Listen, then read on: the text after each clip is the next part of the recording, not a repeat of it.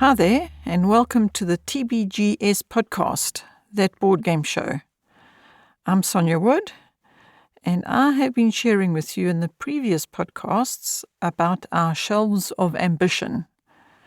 And in today's podcast, episode 15, I'm going to continue along this theme of shelves of ambition mission, whereby we are taking our games from our library that have been played less than 10 times, and we put them on our shelves of ambition, shelves.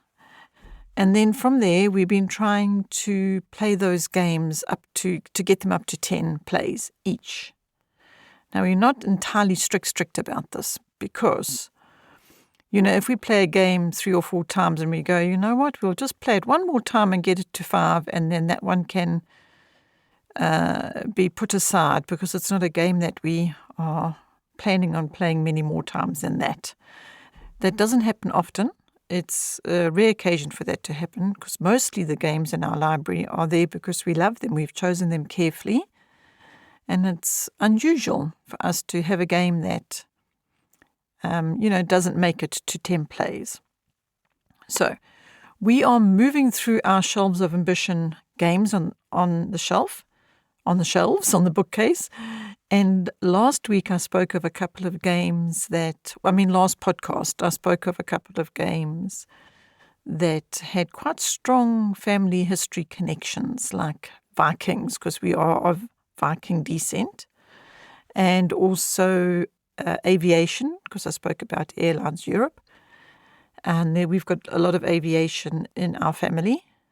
But this week, the games I want to talk to you about in today's podcast are Under Falling Skies and Tiny Epic Tactics and Underwater Cities. No family connections there, any kind of historic references. Let me start with Under Falling Skies. Under Falling Skies, wow, it's a beautiful game. Well, I think it is. There's lovely art, it's a nice presentation. But it is really hard. We've played now, I think we're up to our 10th play of this one. I might be mistaken on that. Jamie keeps all the stats on BGG. Thank you, BGG, for all these abilities of being able to keep a track of things. It's such a wonderful app that we have for that purpose. And Jamie's very diligent with keeping it all up to date. I'm not so much. Anyway, Under Falling Skies, we have been trying to go through the campaign, and we think maybe we should just go back and play a few of the regular games because the campaign is proving to be quite difficult. We have managed to accomplish some of the things in the campaign, I'm pleased to say, but at the end of the day, actually, we lose. And so we will keep working on that one. The other game, Underwater Cities, it is so beautiful. I mean, the components, you've got all these little domes that you put on your board. Each person has their own board where they're building their own underwater city. So Jamie would call this multiplayer solitaire. It's one of those kind of games.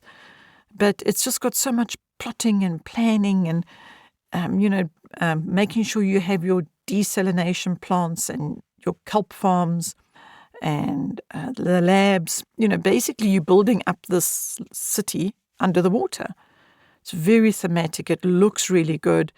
And the goal is just to try and be as effective as you can and accomplish as many of the goals in the game as possible. And we have played it a lot now, and we got the expansion as well because we love it that much.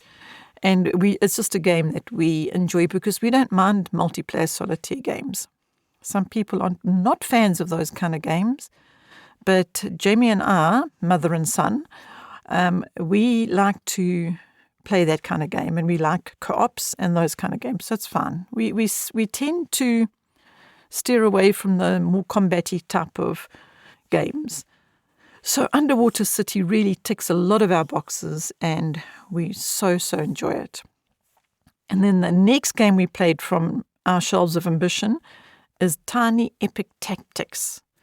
Now, I want to tell you something about this game because You would have heard of the Tiny Epic series, I'm sure. If you haven't, I can tell you quickly. There's a whole series of these Tiny Epic games.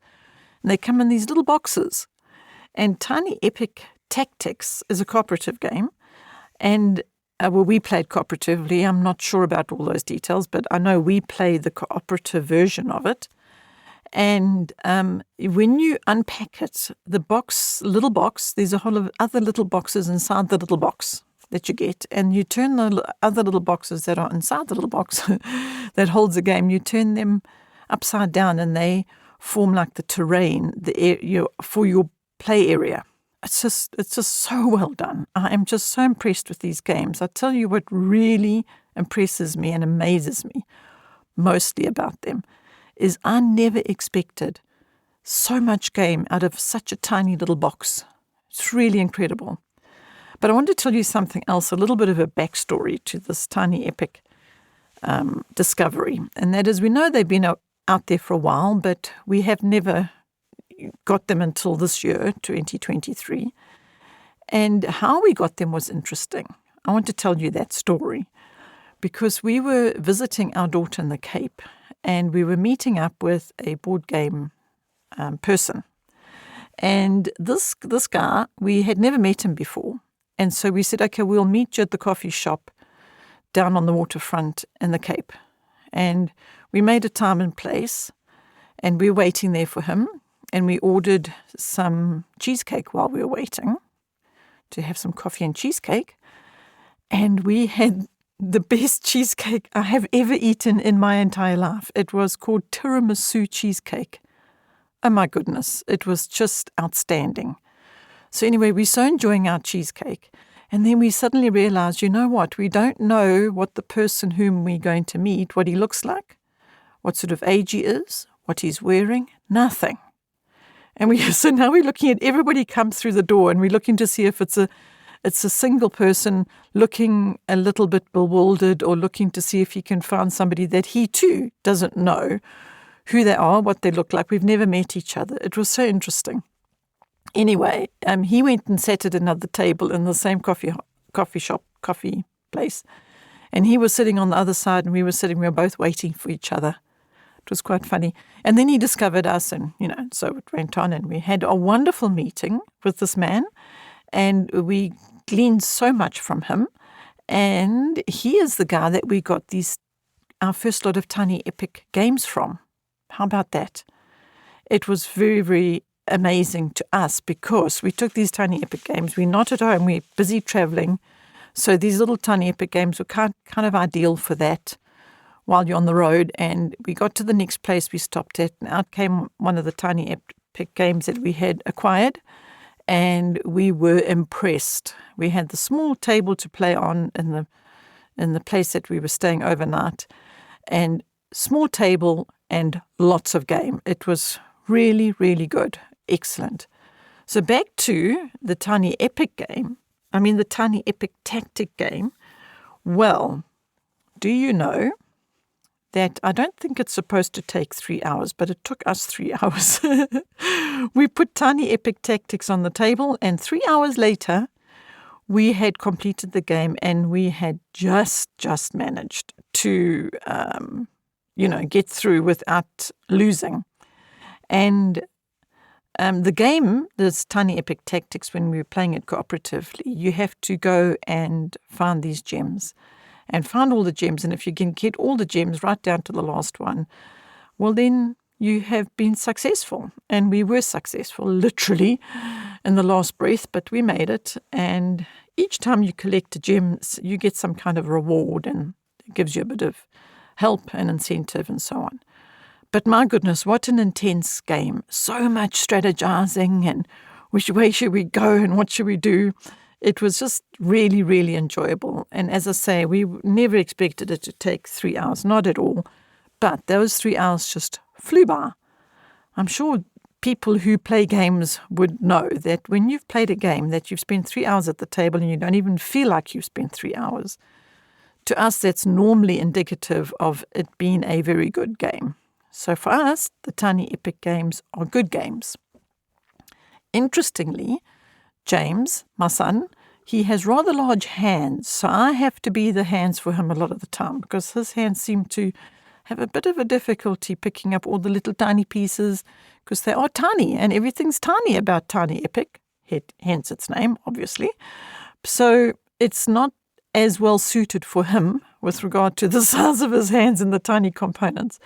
But that's what I'm there for. I can move the little pieces around, and it's a nice cooperative game. And it's a nice cooperative way to play. So we don't mind the tiny pieces. I think it might be a little bit of a difficulty for some people if it could be frustrating, I suppose, if they're just knocking things over all the time. But for us, it worked. And it works. And we love this Tiny Epic series. We've played a few of them now. And we're going to continue and we're going to get them all up to 10 plays because they are on our shelves of ambition. And so we go onward and upward with our shelves of ambition. Right now, though, I'm going off to the kitchen to make some tea because I need a cup of tea. And I love to make tea, especially after having come here into the little booth to speak to you on this podcast. Thank you for joining me. And I look forward to sharing with you in episode 16 about more of our Shelves of Ambition plays. Bye.